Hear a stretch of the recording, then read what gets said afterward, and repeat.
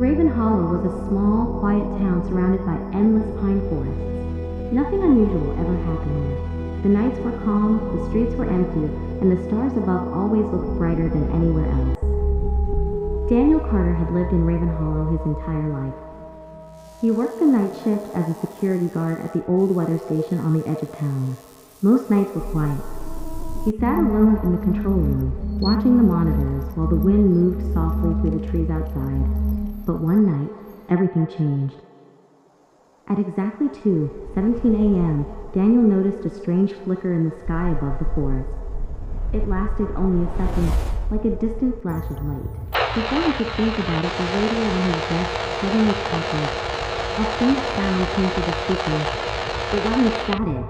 It wasn't interference. The anomaly is It sounded increasing. like a whisper. We must evacuate Daniel leaned immediately. closer to the radio. The sound repeated again after a few seconds, soft and strange, like a voice speaking in a language he had never heard before.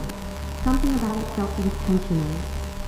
Daniel quickly checked the equipment, but everything looked normal. The whisper kept repeating again and again. Soon he noticed a pattern. The signal repeated every 47 seconds. Daniel immediately called his friend Maya Rivera, a radio technician who was known for her skill in decoding signals. Within 30 minutes, Maya arrived at the weather station carrying her laptop and headphones.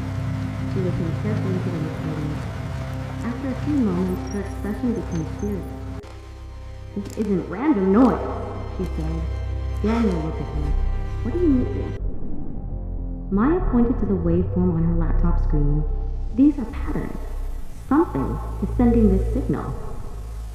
For the next few hours, they worked together trying to decode it.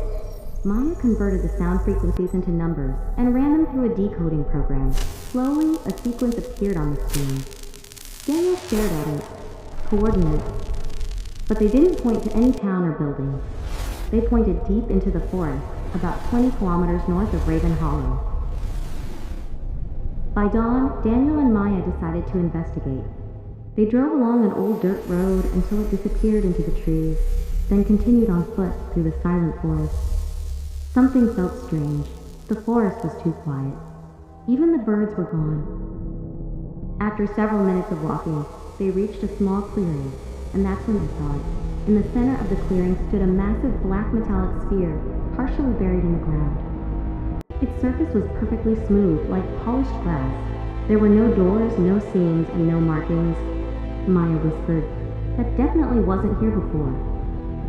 Daniel slowly stepped closer. Suddenly, the sphere began to vibrate.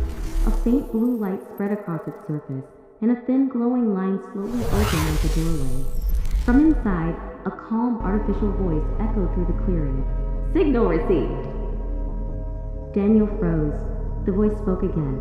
"Observation complete. Human contact confirmed." Daniel took a nervous step back. "What is this thing?" he asked. The voice answered calmly. "This structure is a probe, sent to observe your planet." Maya looked up at the glowing